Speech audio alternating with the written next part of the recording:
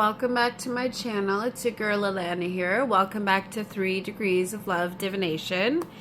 So thank you for joining me today. As I'm filming this, it is July 4th.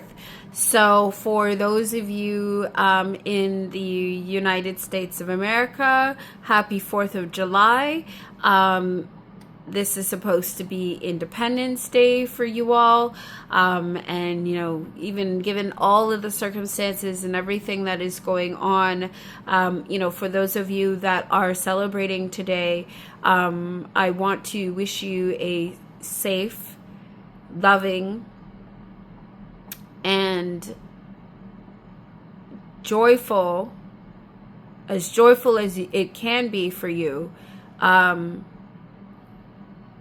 given, you know, the current circumstances with everything going on, you know, a day, celebrating love and family and unity, respect. So yeah, so of course this is, you know, we had, as I said in my last video, it was celebrating Canada Day, and me just sort of reiterating, you know, who I am and why the work that I do is so important to me, why the healing work that I have been doing for myself is so important to me, and me wanting to share that with all of you, you know, and stuff. So, like I said, this video is technically supposed to be a continuation, if you will, of my previous video, but also wanting to give you that sort of top-down view of, you know, what I've been currently working with, some of the decks that I've rotated out, that you would have seen previously, that now I've rotated in new ones, and sort of how that I've been working with that currently in my practice. And what inspired me to really turn on the camera in this moment, and sort of is leading this video, is of course, as I've been working still with the Mary Magdalene Oracle and the by Megan Watterson, and the Divine Feminine Oracle also by Megan Watterson, and that both of those are by Hay House. And if you haven't seen my video that I did with my friend Priscilla, when I was talking about these decks, be sure to check that out. I will have that linked up in the cards, or in the description box, for you. And my friend Priscilla from Priscilla's Tarot Corner is who I'm referring to in regards to the video that we did in regards to the Mary Magdalene and the Divine Feminine Oracle. And now these decks I had bought myself, of course, and I absolutely love them. The guidebooks, but what I actually really appreciate even more is, of course, the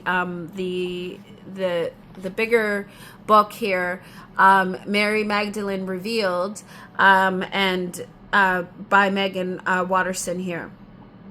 Of course, all published by Hay House, and I also had picked up this one, which I picked this book on Amazon. Now this is written by a male author, so I liked the idea of the contrast of the Mary Magdalene story from a male's perspective, if you will. But this book is not nearly as in depth as the Mary Magdalene Revealed by Megan Watterson. So I just like reading this one as a secondary, depending on the cards that I pull. And I will then pick whatever sort of passage that is calling to me, that is sort of relative to whatever the card is. And of course, if you know if you've worked with any of the Mary Magdalene stuff published by Megan Watterson, you would know that this book really goes hand in hand with the Oracle deck as well. So not only are you getting the having the guidebook that goes along with the Oracle deck, but you also have this more in-depth written documentation by Megan Watterson and her experience with Mary Magdalene. So anyways, and part of the share in this video is not only just to, again, highlight, like I said, the cards that I've been currently working with in my practice, but also because of my work with the Mary Magdalene Oracle, and at this particular sort of point that I wanted to share with you. So, of course, if you like my content, please be sure to like, share, and subscribe. And don't forget to hit that notification bell so you'll always be in the know of when I post my next video. So, with all that aside, the cards that well, actually, this is where I'll start. Let me start by sharing with you the decks that I have been currently working with, and even up to the Mary Magdalene Oracle cards that I've pulled, and then I will share with you what I have been gathering in my reading with them today to date, to present. Okay. So first off, what I am currently working with is the Herbal Astrology Oracle by Adriana Ailes. I hope I'm pronouncing that right. And artwork is by Josephine Clerks. It's a 55 card deck and guidebook. And of course, I am working with the mini as well. Yeah, and this is, so from what I recall in this, when this deck first came out, I think there was, and this was in earlier reviews and stuff that I had flipped through that I had been seeing, but this deck apparently there was a typo in the guidebook, and then when the mini came out, the bigger version was no longer available for some time, I think because it went into a process of reprint. And then so this is more of a recent requirement, even though this deck had been on my wish list for quite some time. And I know why, because I absolutely love this deck. Because of course, if you remember me discussing the Forest Magic Oracle, is it the Forest Magic Oracle? I think it is called. That when I was working with the Wisdom of Pooh Tarot, and I absolutely love that deck. If I find a picture of it, I'll put it up on screen during editing, just to give you reference. But something about the cardstock, something about the way that the herbs that they're presenting, and how the message regarding the origins and how the historical use of the herbs sort of correspond with the message, and even the summary in the guidebook, I absolutely love. And I feel like the way that the messages have been hitting as well, in correlation with the other cards and from the other decks, for an overarching message, I think is absolutely beautiful. And so, just to give you an overview here, I just stopped on Echinacea 30 Destiny. And you have the the actual name, and then I think the what do you want to call it, the Latin derivative, or origins, if you will.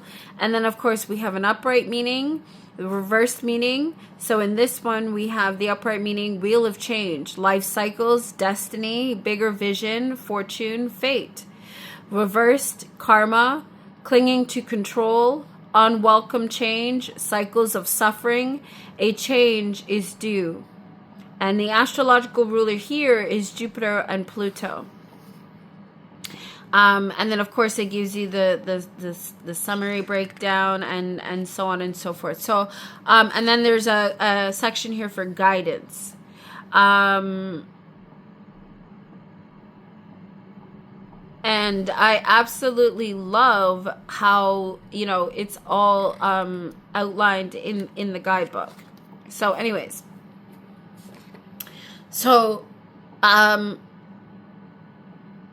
but here, so the next, as I said, is I'm working with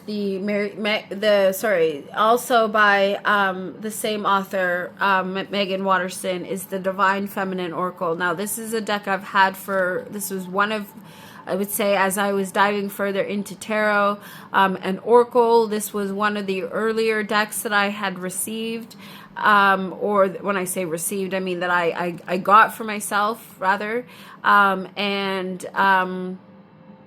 absolutely love this deck. It really helped to really understand, to really go in depth to the understanding of, the aspects of dogmatic religion that to me does not align with the true essence of spirituality, and really sort of made me really dive deeper and really think about some of these things that even that I grew up on, and why I as much as I still appreciate and honor and respect my Christian heritage, I also sort of expand and choose to expand my understanding and my knowledge of other things, spiritually speaking, because I know that not everything is 100% accurate, and I've felt that for a very long time. It's like I said, growing up, going to church, various churches, having various aspects of the one Christianity sort of, being cut up and diversified throughout my family, and then some of the hypocritical situations that I bared witness to, where certain things were concerned. Because to me, that whole idea, if God is love, and that is what the story or the premise is, and we are to treat one another as God, the universe, loves and treats us, then why is there a need to bash one another, to embarrass, or to covet, to be envious? It just doesn't make sense to me, right? And so that's where me taking this further deep dive into spirituality, sort of resonates for me. And also sort of comes into tying all of this whole story of Mary Magdalene, and why I have felt so drawn to her story, and why even throughout this month of, well, this is a new month now because we're in July, but I mean throughout the month of May and June. And, and it's funny that, when I really take the time to sort of reflect, and that's like, okay, the months of May and June, what is significant about those months, other than, of course, May being Mental Health Awareness Month, that being also the Divine Feminine, honoring the spring equinox, honoring, well, of course, that's a little bit earlier, but we're still, it's still spring, okay? And then, the idea of Mother's Day and the mother wound, the divine feminine, and all of that. Then, of course, moving into June, with Pride Month, and me learning about that understanding, because again, I still knew that June was still a mental health awareness month, even with adjacent to Pride, but also combining that into the significance of Juneteenth, combining that into the understanding of summer solstice and the divine masculine, and how those two intersect with one another, and how the understanding that the world is in such chaos because there's so many woundings that have gone unhealed within the masses of humanity. The woundings of the divine masculine and the divine feminine that have been plaguing humanity throughout generations.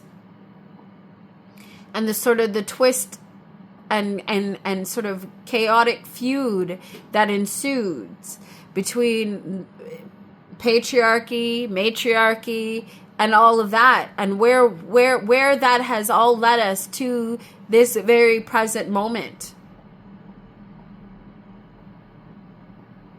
Right? The world's on fire.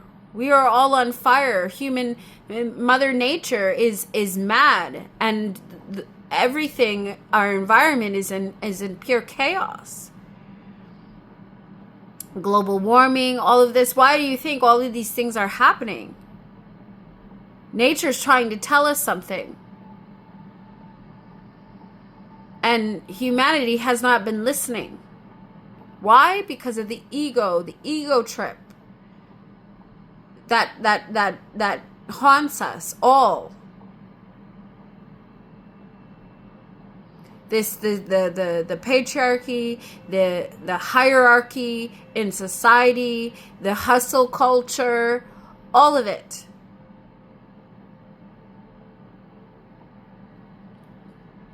And so, and then so it brings me back into again to the cards that were pulled, right? So union, first off, from the Mary Magdalene Oracle, we have, what just happened here? No. Okay, there we go. Fix that. Okay. So actually here. So first card from the Herbal Astrology, I have 48 here that was pulled. Kava Kava Community.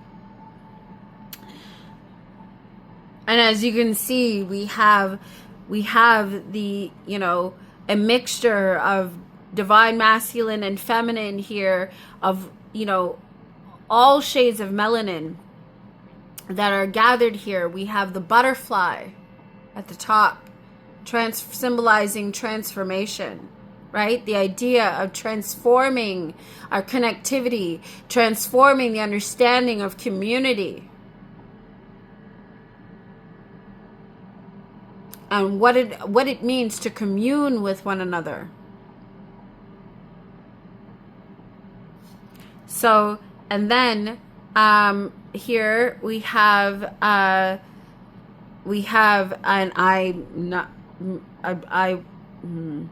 pronouncing Vajrayogini, I hope I'm not butchering that, but if I am, I apologize. The essence of all Buddhas. I have the power to make each moment sacred. Everything is material for my liberation.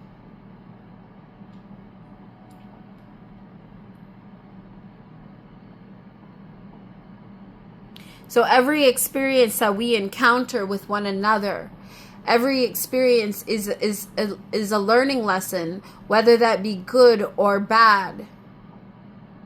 And that we are, that understanding that we are all mirrored reflections of one another.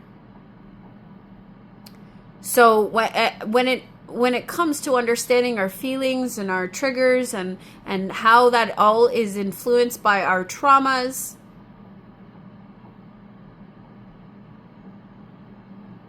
really helps us to sort through what is going on within, separate that from the ego so that we can really get to understand and get to the true understanding of who we really are in the present moment against someone else. And when I say against, I mean in the presence of someone else. We are all love, we are all human, and we all deserve the same understanding, the same support, the same respect that we desire for ourselves. And every interaction that we have with another person has something to teach us about who we are. And who they are as well. Union. Myself and soul are one.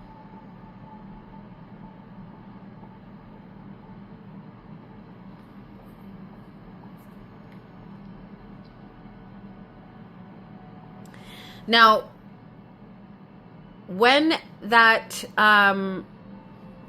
now, of course, as I pulled all the cards here, the next layer I have is 53, Dandelion, which is Wounded Healer.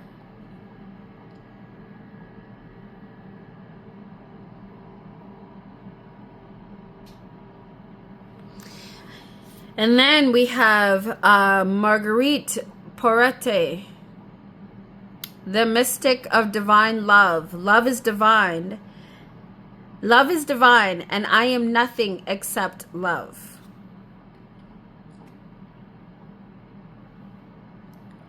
And the fourth power, I am beloved or beloved.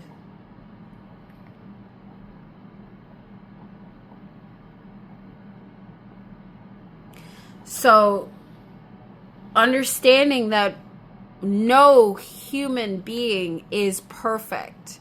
And this sort of goes back to the understanding of, and this is why I love my friends. I love the opportunity, and to be able to discuss these things.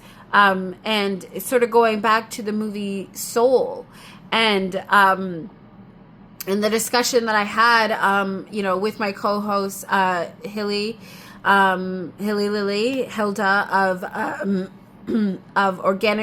Nova Scotia's Organic to the Land Stories, and my other friend, Ravneet of Winds of Reflection. And, we were discussing the understanding of the movie and where 22 understands the spark and the joy of being alive, being incarnated in human form, right? It was that understanding about being able to enjoy the present moment, being able to taste, to smell, to engage all those senses, and how wonderful that is. But also with that beautiful beauty and wonder of senses, we also are susceptible to feeling pain.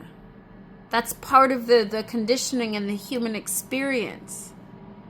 But when we learn those aspects, when we learn about pain and things, those are also lessons to teach us what is not suitable, what doesn't serve us.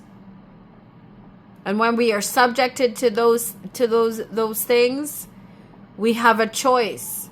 We can, and this is something I've spoken about before, we can either perpetuate the same karmic cycle of pain and suffering by embodying the perpetrator, whether that be conscious or unconscious, because of our choices that are then etched in trauma responses.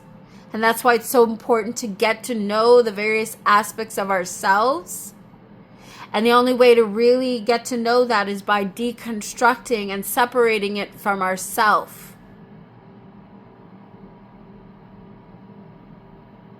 To really understand the inner workings of who we are. So that also led me, when I read the fourth power and the story of the fourth power that is that is ingrained in this Mary Magdalene Revealed book, it to me, it was everything that was in there sort of encompassed that, those aspects of those two cards. And then on top of that, what I had just finished reading before turning on the camera, and like I said, what really inspired me to turn this on then, is after reading the fourth power, Craving for Death, A Ship Without Sails. And of course, this was a story. This was a story where Megan is really sort of understanding what the fourth power is, and sort of how that implied into her own personal experience, and then so reading that and really getting to understand that, and and then the I think the outcome of the story basically was that while on this boat, and she was on this pilgrimage to Mary Magdalene, but it was on a cruise, and then we had there was a various amounts of people, and the people that she had gotten along with and met along on this cruise that she decided to take by herself, and met these people as she had spent, I guess, the week or however long on this ship with them, and finally decided to get together, and they ended up at a table where there was an older couple that really appeared to be very privileged and hoity-toity, if you will.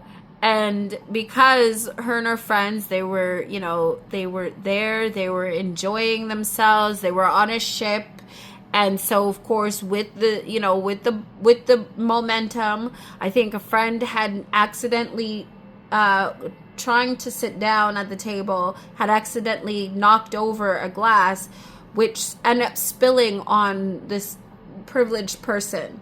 Now, it wasn't done on purpose. It was an accident. And yes, it was inconvenienced in the sense of, yes, it made a mess and it landed on this particular person, but the way that they chose to react to the situation. And I think that's the whole premise now for me, the understanding of this story here, is that we can't control the outcomes of situations, and especially, and people, right? And so it's also learning about having, grace and understanding, and that sense of humility. And so while I guess the anger of these privileged people were being directed towards the group, and this particular person who is the one who made the accident or had the accident, is the result, right? Okay, you get it. It was another person who was with them, I guess, that stepped in was all apologetic, was, oh, let me help you clean it up and things like that. And I guess what sort of chaotic interaction that pursued, it led to a blow up by the same privileged people to be like, just leave. Because they were at the table first. It was a huge table and they were there by themselves. Okay? Anyways. So eventually the group, they decided, they got up and they left. And they were laughing and they moved to whatever original table that they were fine with. Right? But it was that, that understanding, that choice of how to, to take in a situation. I remember they're all on a boat and they're also passing over, I forget what they were passing over at, oh yes, okay, so on this ship, and they were also passing over where the Titanic sunk. That's what it was. And so, right, they could have taken the way that these people reacted to them to heart, but instead they just chalked it up to, that just being what it is, and they moved on with their joy. And they left those people to stew in whatever it was that they were stewing in. Okay, so we can't control the effects of other people. We can't control the behaviors or the choices of other people. We only have control over our and governing over ourselves and the choices we choose to make, right? But really understanding and recognizing the role that the ego plays in our choices, right? Okay, so that was the fourth power story. But then I somehow felt called to read this part here. And this was the story of that Megan is really talking about here, about really understanding to get to know thyself, and understanding our feelings, understanding our traumas. So here, and I'm going to read a little bit of this so you can really understand where I'm coming from and where why this sort of relates so well for me. So here, how the Long Island medium answered my prayer. Okay, so it starts off. They interrogated the soul. Where are you coming from, human killer? And where are you going, space conqueror? Mary chapter 9, verse 26. Remember when, and I love how this starts off, because again, this sort of really goes back to speaking to the idea of how I like in the spiritual void, how I like to combine movies with lessons and relating things to movies, right? For learning. But anyways, so it starts off here. Remember when Princess Fiona in Shrek finally gets her true love kiss? She lifts into the air in a mystical fog of radiant light, rays shooting out of the palms of her hands and the soles of her feet. We assume that when the fog clears and she's placed back down on the ground of the cathedral, she will be the lithe, sinewy Fiona she was in the daylight. We trust that true love morphs her permanently into the physical form she loved most. So at first, we feel shocked along with her as she takes in her still huge green hands and her bulky ogre feet. But then she locks eyes with Shrek, and she sees his expression shift from surprise to wonder and then to pure melted light. We see that she gets it. She gets that the real transformation comes in letting love reach within her where it hasn't before. It doesn't come from turning into the form that her ego wants or that others might have preferred for her to be. It's not about making more sense from the outside.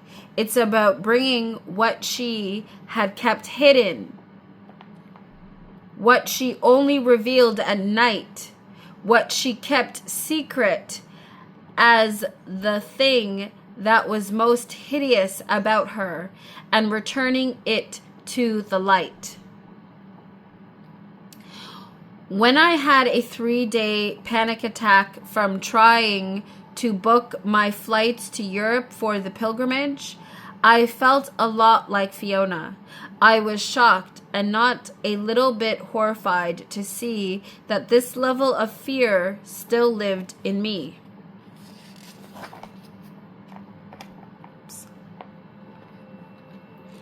I thought I had overcome my fear of flying. I was flying, not comfortably, not without grabbing the hand of whoever happened to be next to me and leaving red marks from the strength of the grip. I needed to not lose it during takeoff, turbulence, landing, basically the whole flight. I was flying, but not without a glass of red wine and sometimes a sedative, and sometimes both. I meditated after the fear returned until my back was sore.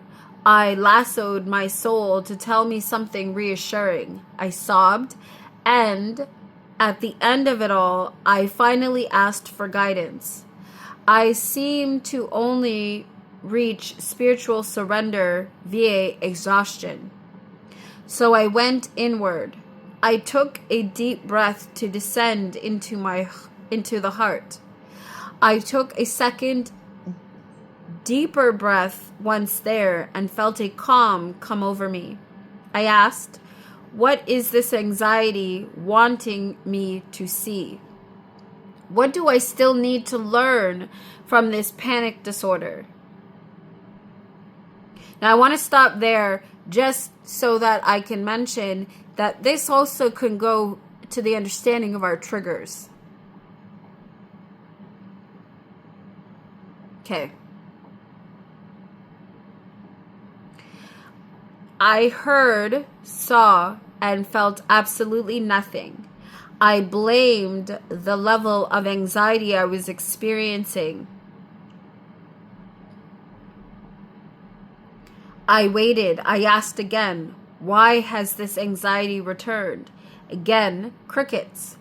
But I've been meditating for long enough now that silence doesn't upset me.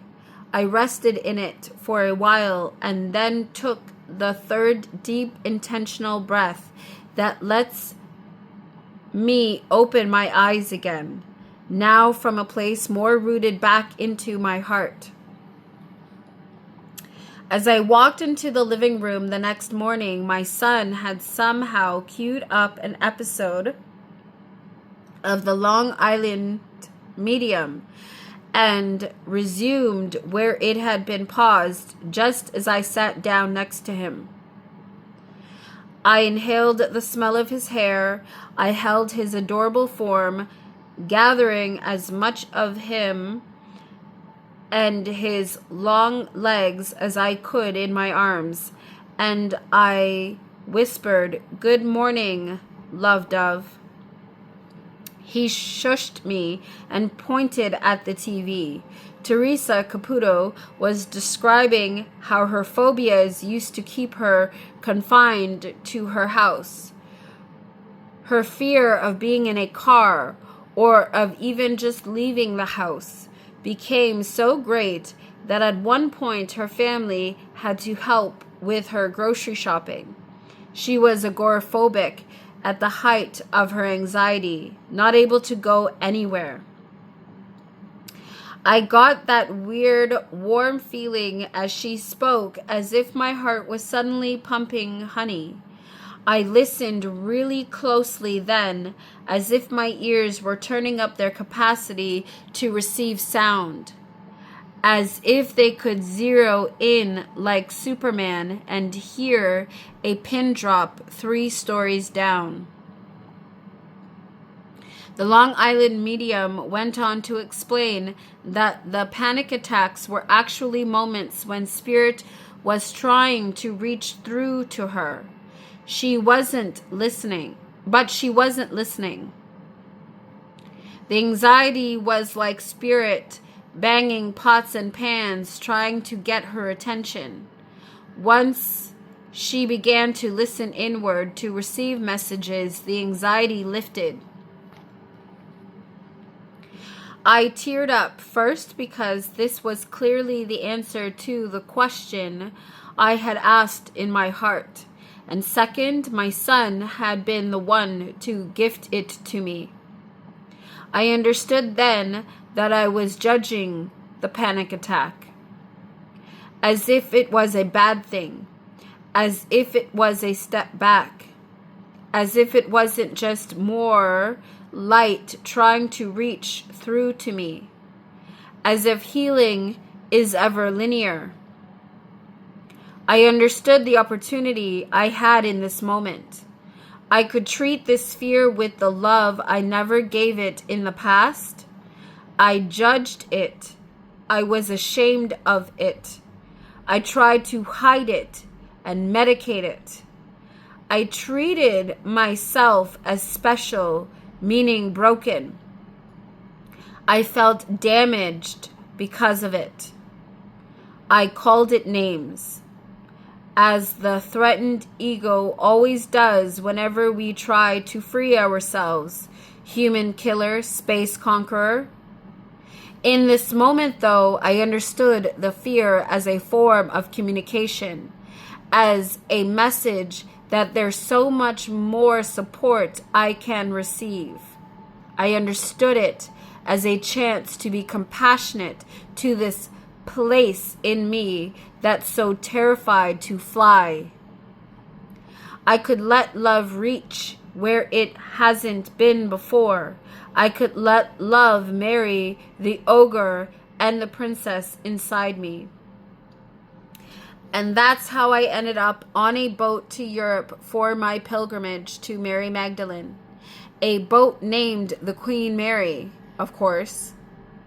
Sometimes the most loving thing to do doesn't appear to be the bravest.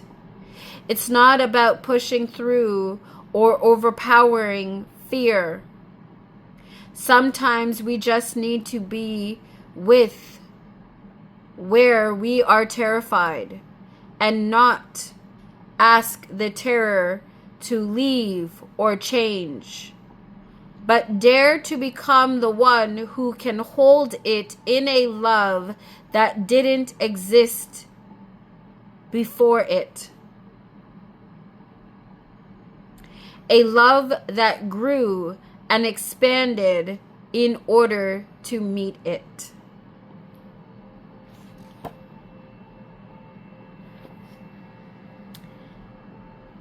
And isn't that exactly the role of the wounded healer? The wounded healer that takes the time to go deep within, to do the introspection work, to do the shadow work, to do the therapy, to go through and trudge through the darkness of self, to emerge and bring light to those aspects of self, those shadows that we shame, that we try to hide, that we try to bury, that we try to shame and hide and bury for others, rather than learning how to love and hold space.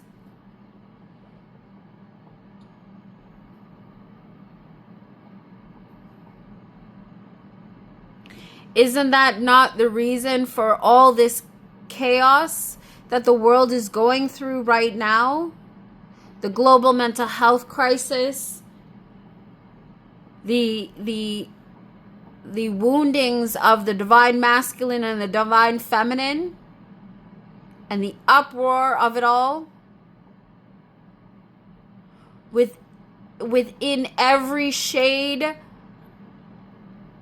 of melanin that we all are in this carnation.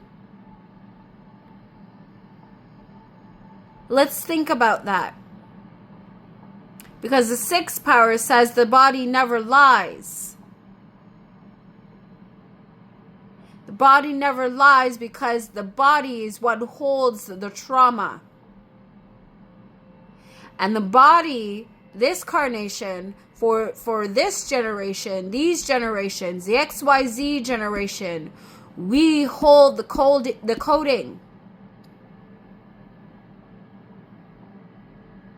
So if our bodies never lie, and we don't take the time to do the healing work that it takes to heal, release, bring relief to our physical bodies, what do? We just repeat the same cycles, the same karmic patterns of trauma. When we do that, we're just going to continue to wipe ourselves out.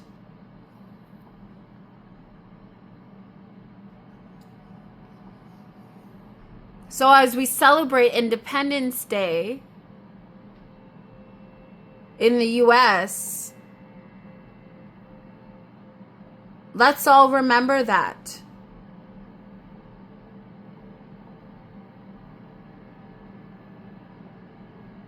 Let's free ourselves from the binding chains of the ego so that we can elevate our frequency and step and accept the trueness of who we all are, which is love. Because in the eye of the heart,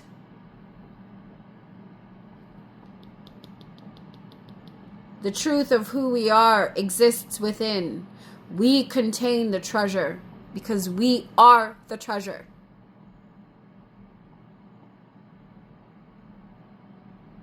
So as I always say, I am love and so are you. As I see myself as human, I know you are too.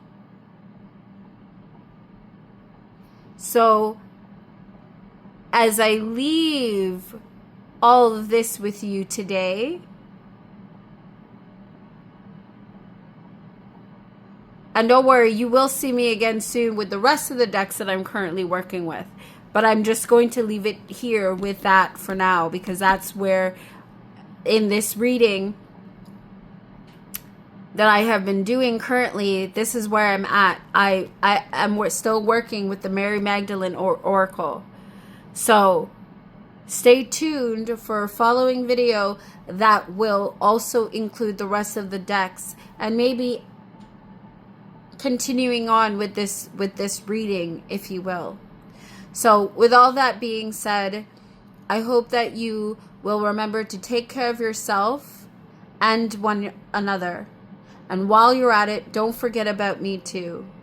I hope that you love my content, will want to continue joining me on this healing journey that I have been on. Meet me where you are on your healing journey.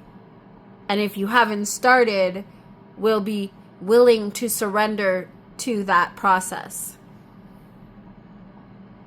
Please like, share, and subscribe. Don't forget to hit that notification bell so you'll always be in the know of when I post my next video. And also be sure to join me and subscribe to The Spiritual Void from A to Z with my co-host, my beloved friend, Hilda of Nova Scotia's Organic to the Land Stories. With all that being said, thank you so much for being here. Thank you so much for joining me for a next video. For those of you in the US, happy 4th of July. Happy Independence Day for all that it's worth. And I hope that in the midst of it all, you will remember to check your privilege, mind your magic. And as always, until next time, I love you so, so much. Always live, listen, and learn. I love you. Bye, everybody.